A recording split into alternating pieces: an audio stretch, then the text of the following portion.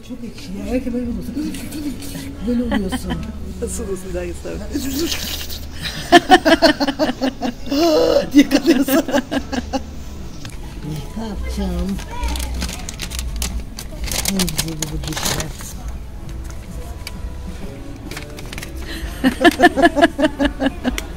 Bir adam şey yapıyor. Karısı ya emekli olmuş artık çok yorgun bir takım şeyler yapıyor da hasta bilmiyorum ikisinden biri. Alışveriş yapmakta falan zorlanıyor. Öyle bir şey geliştiriyor. Şuna benzer bir şey geliştiriyor. Daha basiti. Ve üretime geçiyorlar. Çok pahalıdır. Böyle göründüğüne bakma çok basit bir şeymiş gibi görünüyor.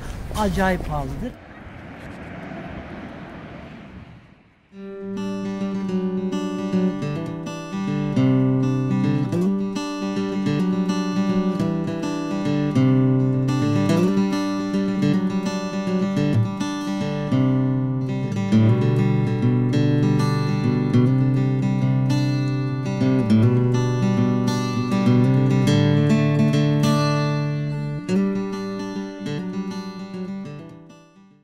Herkese merhaba. Merhabalar. Geçtiğimiz ay Kopenhag ve İsveç'e gittik. Malmö'de bir arkadaşımızı ziyaret ettik. Aslında hayatımın en güzel doğum günü hediyesini verdi İbrahim bana. 17 yıldır görmediğim ve 17 yıldır İsveç'te yaşayan bir arkadaşım. Onlarla bir hafta zaman geçirdik. Çok keyifli bir şeydi, tatildi bizim için. Çok zevk alarak vakit geçirdik. Ancak o kadar çok sohbet edecek, konuşacak şey birikmiş ki fırsat bulup onlarla röportaj yapamadık. O yüzden biz anlatacağız size.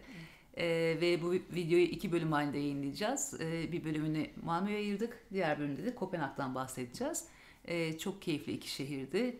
Biz çok zevk alarak vakit geçirdik. İstersen biraz da sen bahset. Malmö ve Kopenhag birbirine çok yakın 2 kent. Birisi Danimarka'da Kopenhag. Danimarka'nın zaten başkenti.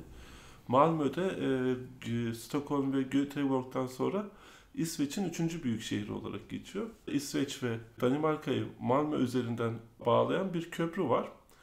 Bu köprü 16 kilometre uzunluğunda, 8 kilometresi denizin altından gidiyor, 8 kilometresi denizin üzerinden gidiyor şeklinde. Bu köprü sayesinde 2 ülke arasında çok hızlı bir geçiş sağlanıyor. Yaklaşık 20-25 dakika civarında bir ülkeden diğer ülkeye geçebiliyorsunuz. Tren ve karayoluyla geçmek mümkün. Aynen. Köprü üzerinden. Aslında hem çok güzel bir manzara görüyorsunuz hem de köprü bir yerden sonra deniz altından devam ediyor tünelde Malmö'ye geçerken. Çift katlı bir yapısı var. Zemin kattan karayoluyla giden araçlar gidiyor. Üst kattan da tren gidiyor. Dolayısıyla iki trafik de birbirini görmüyor bu şey üzerinde, güzergah üzerinde. Tabii ulaşım bizim Riga'ya baktığımız zaman inanılmaz pahalıydı. 2 kişi sadece tek yön gidiş yaklaşık 25 euro civarında bir ücret ödedik. Keza geliş de o civarda bir şeydi. Yani bir gidiş geliş 2 kişi toplam 50 euroya falan denk geliyor. O köprüden geçinin maliyeti trenle. Ama tabii başka bir alternatifiniz olmayınca orayı kullanmak durumundasınız. Taksi fiyatları da keza orada Riga'ya baktığımızda çok ciddi büyük bir fark vardı. Riga tabii ki Avrupa'nın en ucuz kentlerinden birisi. O nedenle İsveç'le ya da Danimarka ile karşılaştırmak mümkün değil. Hatta şöyle bir durum var. Danimarka kuru sabitlemiş durumda. 7,5 krona 1 euro ediyor. Bu İsveç'te sabit olmamakla birlikte yaklaşık 10 kron 1 euro civarında falan oluyor. Bu nedenle insanların birçoğu da Danimarka'da kazanıp İsveç'te yaşamayı tercih ediyorlar. Ev kiraları, genel yaşam giderleri bir tık daha düşük olduğu için Malmö tarafında.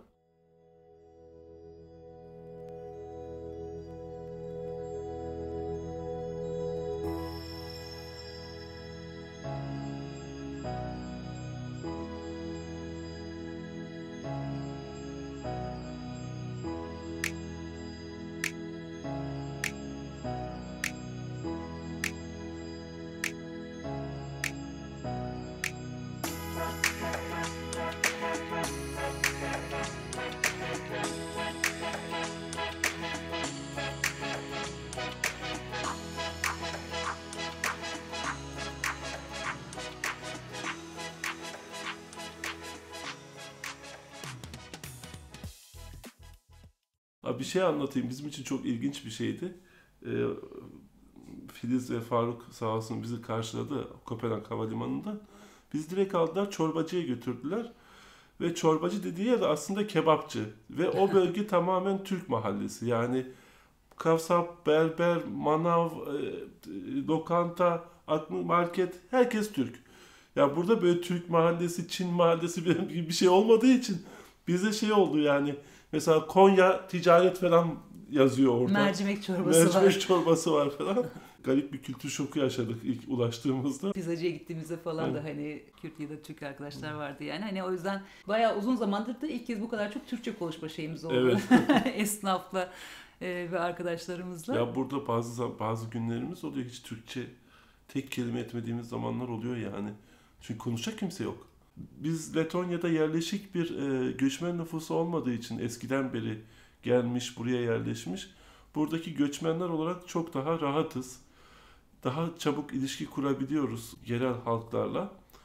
Orada biz kendimizi birazcık daha hani böyle sanki Orta Doğu'daymışız gibi ya da ne bileyim Türkiye'deymişiz gibi hissettik. Çünkü her köşe başında Türkçe konuşan, Kürtçe konuşan, Arapça konuşan vesaire insanlar gördük. Demografik olarak baktığımız zaman Letonya'dan çok büyük bir fark var. Riga'dayken ne konuştuğumuza çok da dikkat etmiyoruz. Birisi duyabilir mi endişesini çok fazla yaşamıyoruz.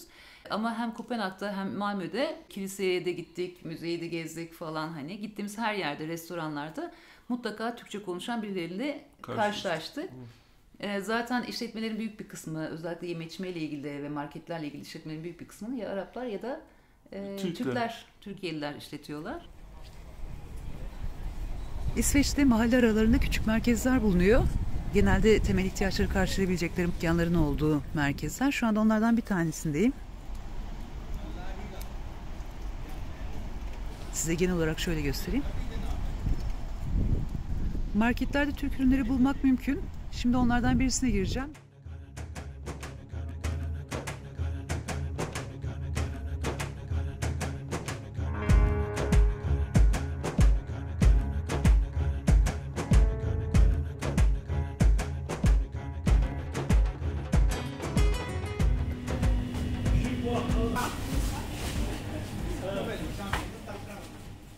Marketlerde ilginç bir şekilde değil, aslında ilginç değil, beklenecek bir şekilde bizim damak tadımıza uygun hemen hemen her şeyi bulabiliyorsunuz. İşte etten tutun, işte tahıl gıdalarına kadar, tahıl ürünlerine kadar. Onun dışında dışarıda yemek yemek istediğiniz zaman Adana kebaptan tutun, ne bileyim bir yaprak sarmaya varıncaya kadar her şeyi bulabiliyorsunuz rahat bir şekilde. Simit, evet simit de bulabiliyorsunuz.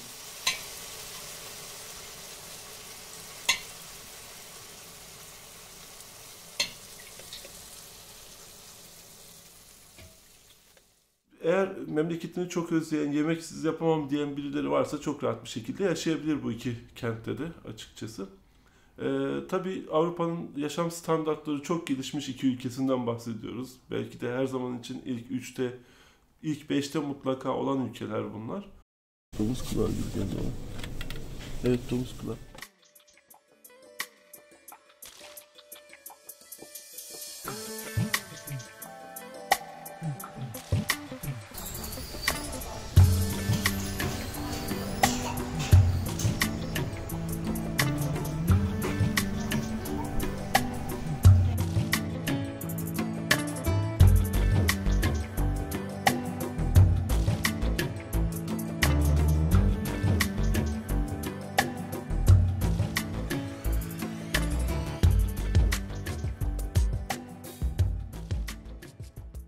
Bir şey daha vardı aklımda, söyleyeceğim. Unuttum ya. Ulaşım söyledik, yeme içme de alkol.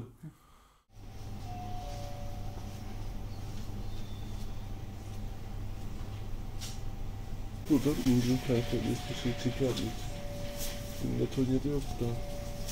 Almanya'da falan gelişkin, hani Antalya'da var. Alkol olayı burada ilginç. Danimarka'da değil ama Finlandiya'da da öyle mi bilmiyorum, yalan söyleyeyim. Bildiğim ülkeleri söyleyeyim. Norveç, İsveç ve İzlanda'da alkol devlet denetiminin altında. Devletin açmış olduğu belirli marketler var. Belirli bir saate kadar açık olabiliyor. Bizim gittiğimiz dönemde İsveç'te saat 7'ye kadar açık oluyordu. Sabah 11'den 7'ye kadar. Ondan sonra herhangi bir yerden alkol elde etmeniz, almanız, satın almanız mümkün değil. Tabii burada bir ince nokta var. Mesela %3,5 yukarısına başka bir yerde satımına izin vermiyorlar. Yoksa herhangi bir marketten girip %3,5 maksimum olmak kaydıyla alkol oranı alabiliyorsunuz. Bunlar sadece alkolün satıldığı marketler. Tabii. Riga'da böyle bir devlet kontrolü yok. Alkol marketler tamamen özel ya da herhangi bir marketten alabilirsiniz. Hipermarketten vesaire. Hatta büfelerden bile alabiliyorsunuz.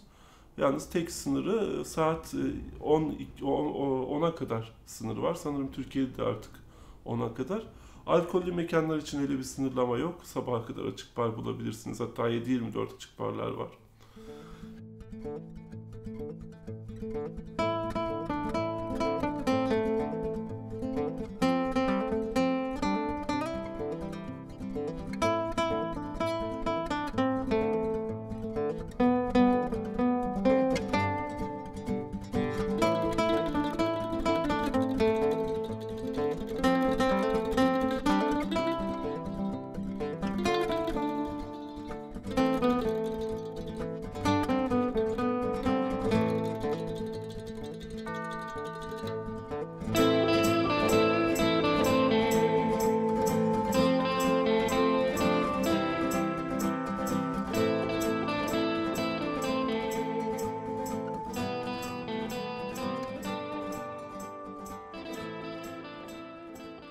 Biraz da istersen şeyden bahsedelim. Gezilecek yerlerinden bahsedelim Malmö'nün. Tamam. Sen de bu top.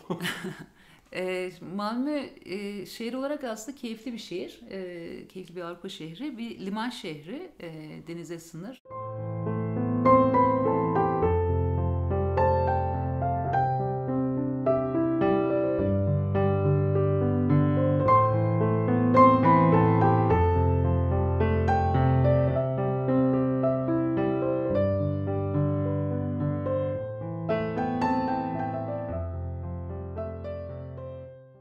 Genelde meydanlardan oluşan bir şehir ve 3 önemli meydanı var. Bunlardan bir tanesi zaten Büyük Meydan diye geçiyor. Bunun hemen yakınında bulunan ikinci meydanda da daha çok kafeler bulunuyor ve pazar yeri olarak kurulmuş. Halkın oturduğu, eski dönem yapıların bulunduğu bir meydan. Aslında eğlence hayatı daha çok bu meydanda dönüyor ve görülebilecek şeylerin tamamı da bu meydanlar içerisinde. Hatta burada çok eski tarihlerde yapılmış bir eczane, bir bando takımı heykeli bulunuyor meydanda. Vardı. Hatta biz o meydanda bizi takip eden bir çiftle tanıştık. Evet, çok... o da ilginçti. Yani bir kafeye girdik. Danimarka'ya gitmeden önce bir çay, kahve, bir şeyler içelim diye. Bir anda Danimarka'da yaşayan, Danimarka'nın bir adasında yaşayan bir çift bir anda geldi yanımıza. Mehtap üzerinden tanımışlar. Sizin kanalınız vardı falan filan değil mi diye. Bir anda oradan tanışmış olduk. Şu anda yazışıyoruz falan. Onlar da izliyorlarsa burada selam söyleyelim. Yakında onlarla da bir röportaj yapmaya çalışacağız. Ya ilginç bir karşılaşmaya tesadüftü. Gerçekten dünya küçük moduna giriyorsun yani. Evet. Bir de şey hoşuma gitti yani hani yaptığın işin birilerine erişmesi ve birilerinin işine yarıyor olması. Onlar da çünkü göçmeden önce, taşınmadan önce bizim videolardan faydalandıklarını söylediler. Zaten bu niyetle kurmuştuk kanalı. Yani. İşe yaradığını görmek keyiflendirdi bizi.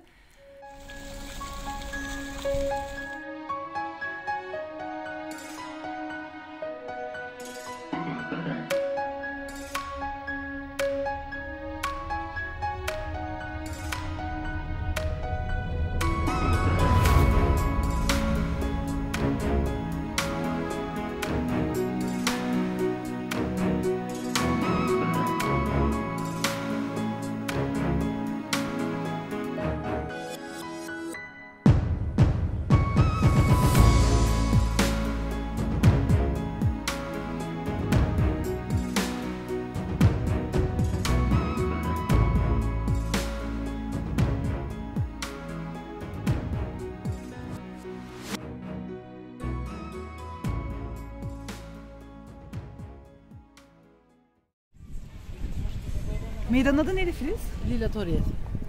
En büyük... Burası küçük alan diyelim. Küçük pazar alanı. Demin geçtiğimiz büyüğüydü. Burası da kafelerin, restoranların olduğu yer. Özellikle yazları çok eğlenceli burada oturmak. Çok keyifli görüyor zaten. Çok keyifli ama bir şey var. Herkes bu tarafta oturmak istiyor ama herkes. Niye acaba? Ya burada yer kalmadı mı bu taraflara dağılıyorlar insanlar. Ama önce burası da oluyor. Buranın bir şeyi var. Ben de öyleyim. Önce buraya gelirim, burada yer var mı bakarım, yoksa buraya gel, boş ver oturmasak da olur falan oluyor.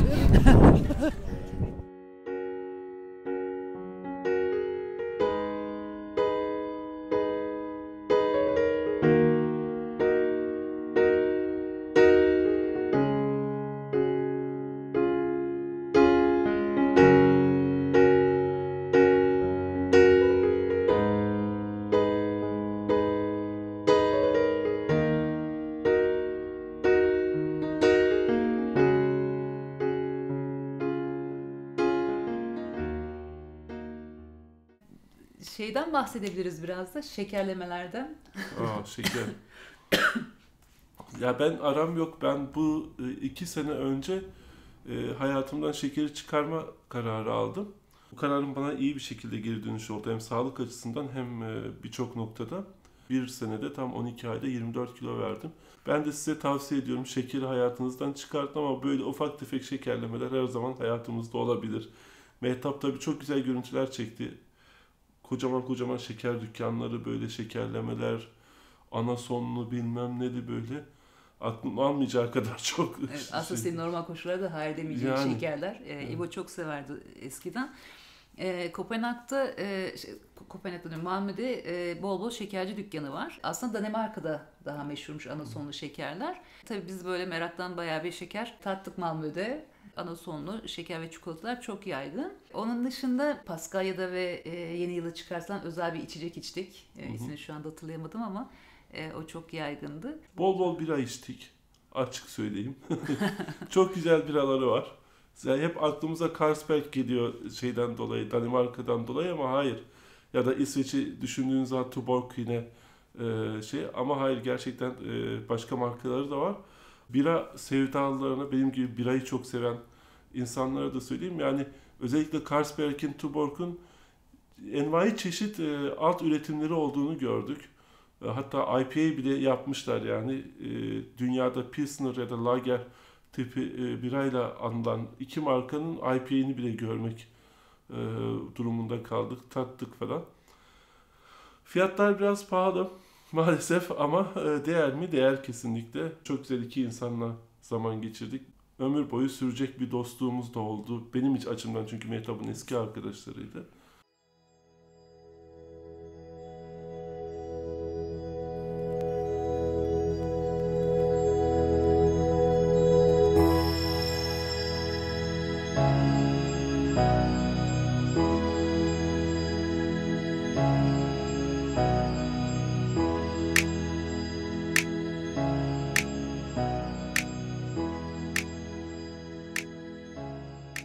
Çok özel bir gezi oldu aslında Kesinlikle. bizim için. Yani bizim için aslında seyahatten çok bir arada olma kısmı çok daha keyifliydi. Biraz da aslında o yüzden orada röportaj yapmayı falan hani hep böyle konuşup ama hani geçirdiğimiz zaman sohbetle değerlendirmeyi tercih etmemize sebep oldu. Çünkü çok büyük bir özlem vardı. Aynı zamanda çok keyifli bir sohbet vardı. Vallahi yalan yok. Ben bol bol içtim. Yani, yani ben içmekten kalan zamanlarımda muhabbete dahil oldum. Ama gerçekten çok değerli insanlarla beraberdik. Bunu yürekten söylüyorum. Hayatımızda böyle değerli insanların olması benim için çok önemli. Evet, çok şanslıyım bence ben. Çok şanslıyım çünkü çok güzel dostlarım var gerçekten. Filiz benim için çok kıymetli bir arkadaştı zaten, üniversitedeyken de öyleydi. Ve biz 17 yıldır birbirimizi neredeyse hiç görmedik ve o 17 yıl boyunca hiçbir şey kaybetmediğimizi gördük. Bıraktığımız yerden başladık. Yani zaten havaalanından, uçaktan iner inmez direkt hani muhabbete başladık ve gelene kadar, sabahlara kadar sohbet ettik. Hadi gel, baştan başlayalım.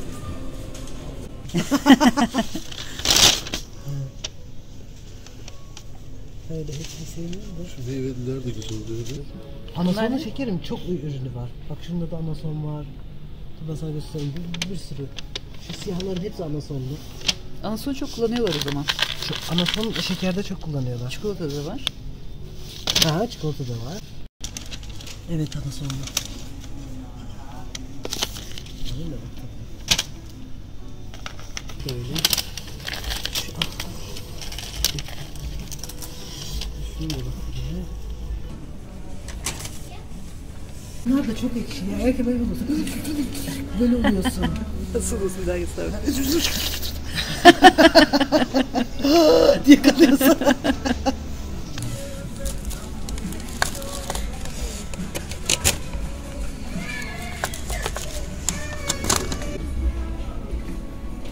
Benim en sevdiğim şu dişler. Ne yapacağım? Ne güzel bu dişler.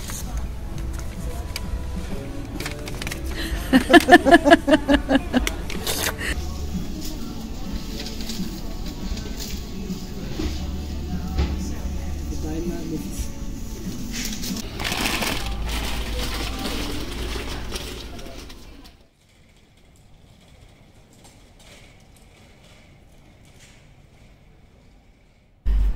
Kopenhag ve İsveç'te hemen herkes bisiklet kullanıyor. Çok yaygın. Bu da apartmanların bisiklet parkları. Genel olarak sitelerin önünde bu tarz park yerleri var.